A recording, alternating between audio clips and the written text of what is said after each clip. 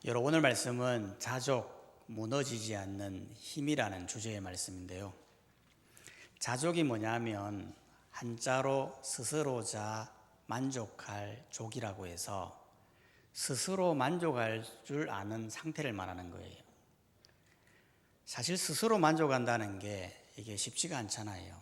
왜냐하면 우리는 만족을 모르거든요. 실제로 여러분 내 형편, 내 삶 만족하고 살고 계시나요? 내 가족, 내 남편, 내 아내, 내 자녀 만족이 되나요? 지금 다니고 있는 직장 만족이 됩니까? 어떤 분이 그러더라고요.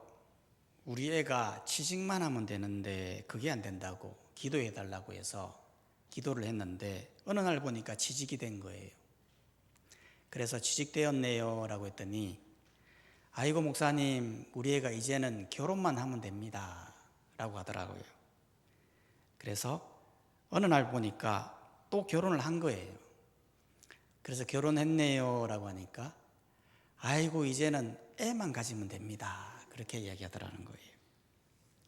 나중에 이분에게 손자가 생기면 또 뭐라 말할까요? 손자가 공부만 잘하면 됩니다 그렇게 말할 거 아니에요. 사람은 만족이 없다는 거예요. 그래서 이 자족하는 마음이 중요한 거죠. 즉 스스로 만족할 수 있는 마음의 상태, 그걸 가지는 게 중요한데, 그러면 이 자족은 어떻게 가질 수 있느냐라는 거예요. 먼저 바울은 자족하는 마음을 가지기 위해서 제일 중요한 게 훈련되어져야 된다는 거예요. 11절이 말하지 않습니까? 빌립보서 4장 11절 말씀을 보면 내가 궁핍함으로 말하는 것이 아니라 어떠한 행편이든지 나는 자족하기를 배웠노니. 배웠다라는 말은 자족을 연습하고 훈련되어졌다라는 거예요. 즉 자족이라는 게 그냥 생기는 게 아니라는 거죠. 사람들은 흔히 자족을 착하고 성품 좋고 또 천성으로 태어나는 것으로 이해하는데요. 결코 그런 게 아니에요. 자족은 훈련이고 연습인 거예요. 실제로 여러분 사람들을 보면요, 굉장히 많이 가졌음에도 불구하고 자신의 삶에 대해 만족하지 못하며 불평스럽게 사는 사람이 있고요. 어떤 사람은 가진 것도 별로 없는데 너무 평안하게 자기 삶에 대해 만족하며 살아가는 사람이 있다는 거예요. 그 차이가 뭐죠? 훈련의 차이죠. 연습의 결과인 것입니다. 실제로 여러분 이스라엘 백성들을 한번 봐보세요. 이스라엘 백성들의 삶은 항상 불평과 원망의 삶이었잖아요. 왜냐하면 그들의 삶 자체가 광야였거든요. 광야가 어떤 곳입니까? 춥고 배고프고 고난스러운 곳이 광야였잖아요. 그런데 하나님이 왜 광야로 내모느냐라는 거였어요. 아니 젖과 꿀이 흐르는 땅, 바로 가나안 땅으로 가면 되는 거 아니겠습니까? 그런데 광야로 내모는 이유는 그들을 하나님 자녀답게 훈련시키기 위함이었어요. 즉 부족해도 없어도 하나님 한 분만으로도 만족할 수 있게 하기 위한 하나님의 훈련의 장소였던 거예요. 만나도 봐보십시오. 여러분 만나가 내리는데 왜 하루치만 내릴까요? 아니 한꺼번에 다 내려서 그거 가지고 계속 먹도록 하면 되는 거 아니겠습니까? 그런데 그렇게 되면 감사가 아니라 불평이 나오는 거예요. 왜냐하면 한꺼번에 다 내려버리면 누군가는 새벽 일찍 나와가 그거 다 싹쓸이해 갈 거 아니에요. 그리고는 그걸 더 비싸게 되팔 거거든요. 그러면 있는 사람 없는 사람 구분되면서 원망하게 되는 거거든요. 그러니 딱 하루치만 내려서 다음날 썩게 만들어서 이스라엘을 뭘 훈련시키는 거예요? 매일매일 자족하는 삶, 매일매일 감사하는 삶을 훈련시키기 위해 그렇게 하셨다는 거예요. 이건 우리도 마찬가지예요. 여러분 자족은요 욕심과 관련되어 있거든요. 여러분 우리가 왜 만족하지 못하고 자족하지 못하는 걸까요? 그게 다 욕심 때문에 그런 거예요. 즉 다른 사람보다 더 많이 가지려고 하는 그 욕심이 만족을 못하게 한다고요. 실제로 우리가 사회에서 일을 하고 그 번 돈으로 일상생활 하는 데는요, 아무런 지장이 없거든요. 그런데도 우리는 욕심이 더 많이 모으기 위해 남과 비교하면서 주일에도 일하고 신앙생활도 등한시 여기며 살더라는 거예요. 그래서 디모데전서 6장 6절은 이렇게 말을 하는 거예요. 그러나 자족하는 마음이 있으면 경건은 큰 이익이 되느니라. 자족하는 마음이 있어야 경건 생활에 이익이 된다는 거예요. 이걸 반대로 말하면 자족이 없으면 경건 생활하기 힘들다 그 말이죠. 실제로 내가 버는 것이 만족이 없으니 어떻게든 더 모으려고 세상에 나가 욕심적으로 살다 보니 경건 생활은 등한시하게 된다는 거예요. 그렇기 때문에 자족이라는 건 연습이고 훈련인 거예요. 그러면 자족은 어떻게 훈련해야 되는 거예요? 오늘 본문에 보면 세 가지로 말할 수가 있는데요. 첫 번째로 자족은 상황이 아니라 기준을 바꾸는 거예요. 무슨 말이냐면 여러분, 우리는 자꾸 상황이 좋아져야 만족할 거라고 생각해요. 실제로 내 상황 속에서 조금만 더 벌면 괜찮을 것 같고, 내 상황에서 조금만 더 평안해지면 만족할 것 같고, 내 상황에서 조금만 문제가 해결되어지면 평안할 것 같은데, 실제로 상황이 좋아지면 그렇게 되느냐라는 거예요. 그게 아니라는 거죠. 실제로 여러분, 부자들을 한번 봐보세요. 부자들은요, 다 가졌잖아요.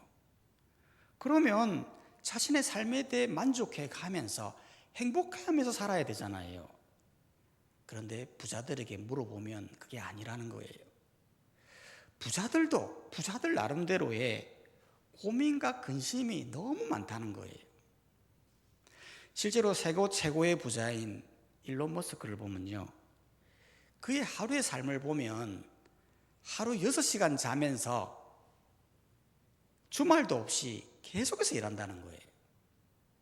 그런데 먹는 거 보면요, 회사 식당에서 치즈버거 먹으면서 일한다는 겁니다. 그것도 10평도 안 되는 소형 주택에서 자면서 일하는 거죠. 그래서 기자가 물었어요. 아니, 그렇게 열심히 사는데 외롭지 않냐고. 그렇게 물었을 때 우리가 생각할 때는 아니, 내가 이렇게 가진 게 많은데 뭐가 외로워요? 라고 말할 것 같잖아요. 일론 머스크가 이야기했어요. 나 외롭다고. 너무 외롭다고. 나와 함께 해달라고. 무슨 말입니까? 상황이, 환경이 우리를 만족시켜 주는 게 아니라는 거예요. 그런데 여러분, 바울을 한번 봐보십시오. 바울은 12절에서 말하거든요. 빌립보서 4장 12절에 보면 나는 비천에 처할 줄도 알고 풍부에 처할 줄도 알아. 모든 일, 곧 배부름과 배고픔과 풍부와 궁핍에도 처할 줄 아는 일체의 비결을 배우노라. 여러분, 지금 바울의 상황이 어떻습니까? 최악이잖아요. 매번 비천에 처했다는 겁니다. 매번 배고픔에 처하고 매번 힘든 일을 당했다는 거예요.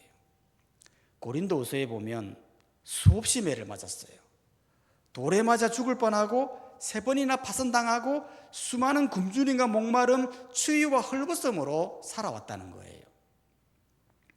이러면 만족이 되겠습니까? 만족이 안 되죠. 여러분 같으면 매일 매맞고 매일 배고픈데 그 삶에 대해 만족이 될까요? 절대 만족할 수가 없어요. 그런데 바울은 자족한다는 거예요. 스스로 만족한다는 거예요. 내 삶에 대해 행복하다는 거예요. 왜 그렇습니까? 자족의 비결이 무엇입니까? 기준을 바꾼 거예요. 어떤 걸 바꾼 거죠? 환경이 나를 만족시키는 것이 아니라 하나님이 나를 만족시킨다고 하는 기준이 바뀌게 된 거예요. 그러니까 13절에서 말하는 거예요.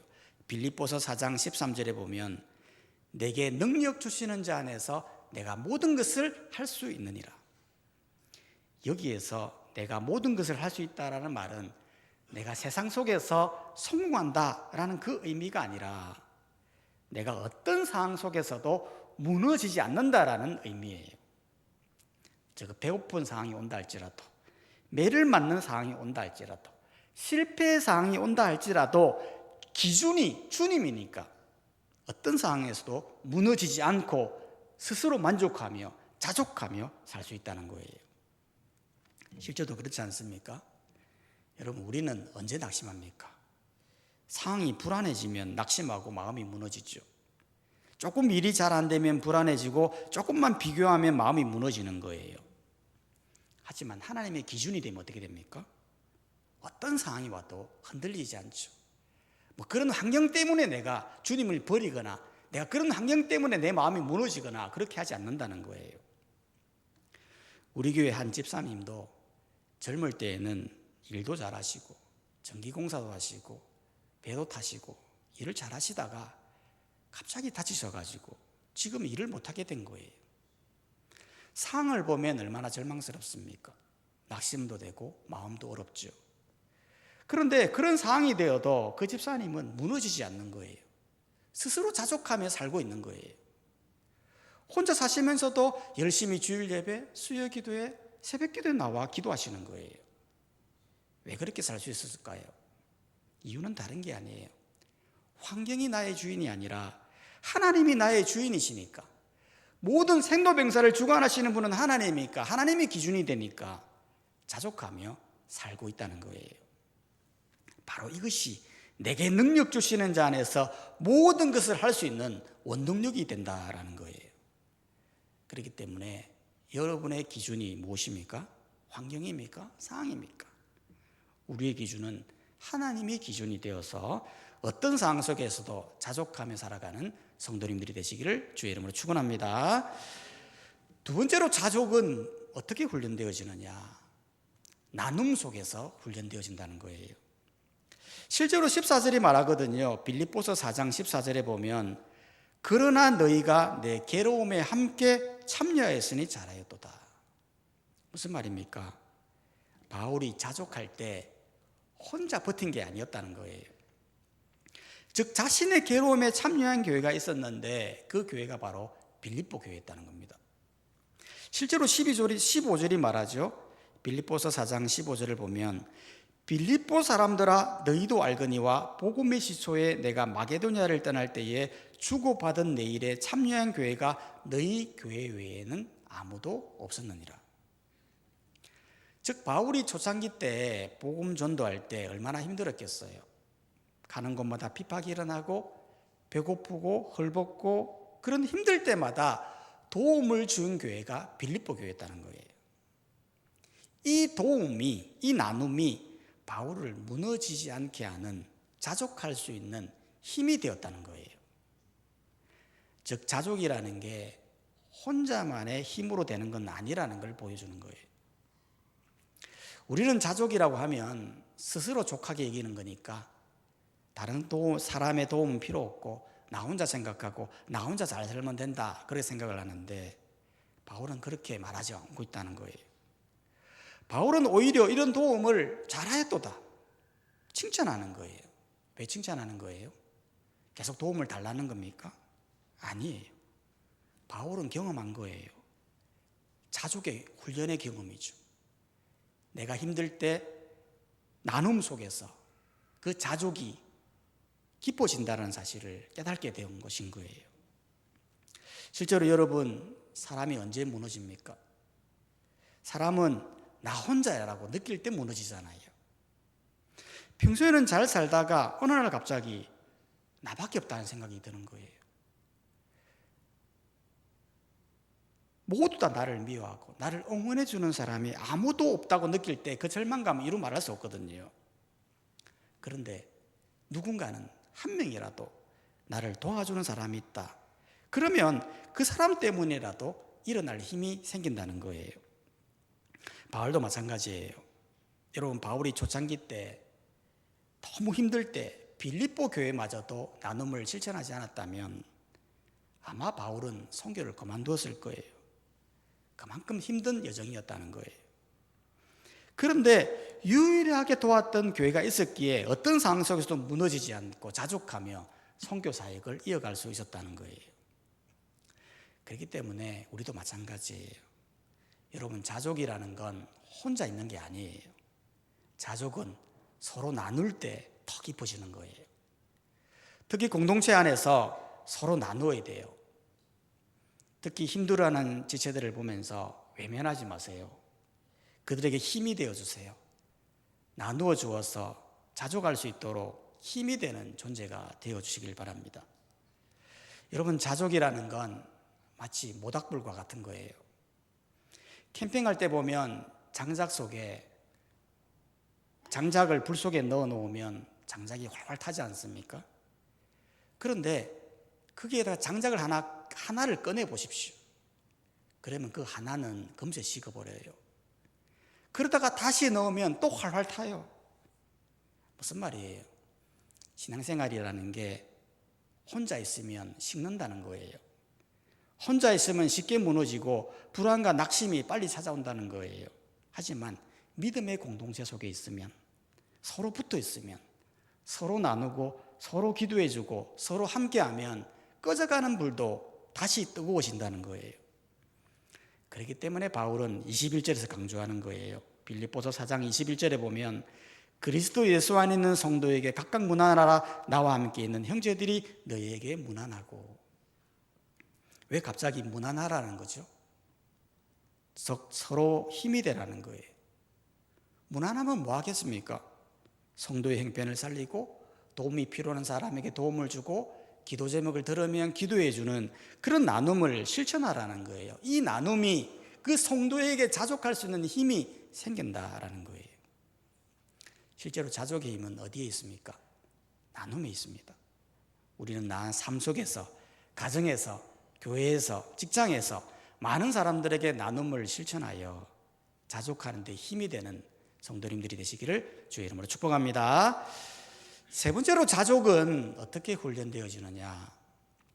하나님의 공급을 신뢰할 때 훈련되어진다는 거예요. 무슨 말이냐면, 여러분 실제로 19절은 말하지 않습니까? 빌립보서 4장 19절에 보면 나의 하나님이 그리스도 예수 안에서 영광 가운데 그 풍성한 대로 너희 모든 쓸 것을 채우시리라. 여러분, 이 말씀이 자족에 있어서 가장 핵심되는 구절이에요. 왜냐하면 여러분, 우리가 결국 자족하지 못하는 이유는요, 내가 채워야 한다라는 그 불안함 때문에 그런 거거든요.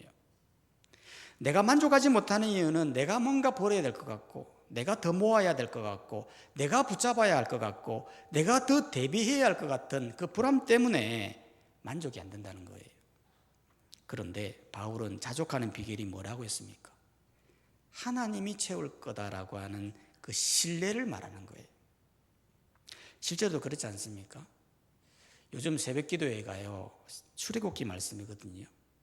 출애굽기 말씀에 보면 모세가 갓난아기 때 엄마가 모세를 살리려고 갈대 상자에 넣어 나일강에 띄우지 않습니까? 그런데 그걸 애굽의 바로의 공주가 발견하고 그 아기를 양자로 삼아요. 이게 놀라운 게요, 이 아기가요 하루아침에 죽을 운명에서 왕자의 신분이 되어버리는 거예요. 여러분, 이게 아주 우연같이 보이지만은요, 성경은 말하거든요, 그게 하나님의 준비하심이었다고. 이미 창세전에 모세를 애굽의 용도자로 세우기 위해 하나님께서 차곡차곡 준비하심 때문에 이루어져간 것임을 말씀을 통해 말하더라고요. 무슨 말이에요? 여러분, 자족이라는 것은요, 내 힘으로 하는 것 같이 보여도요, 실제로는 하나님이 채우시는 거예요. 그걸 신뢰하는 게 믿음이라고요. 즉, 내 인생 내가 채워가는 것 같이 보여도요, 내가 책임질 것 같이 보여도요, 실제로는 하나님이 채우신다고요. 여러분, 실제로 광야에서 이스라엘을 먹이시는 분이 누구였습니까? 하나님이었죠. 엘리야에게 까마귀로 먹이시는 분이 누구였습니까? 하나님이었죠. 사라밧 가루의 통에 가루와 기름이 떨어지지 않게 하는 분이 누구였습니까? 하나님이었습니다.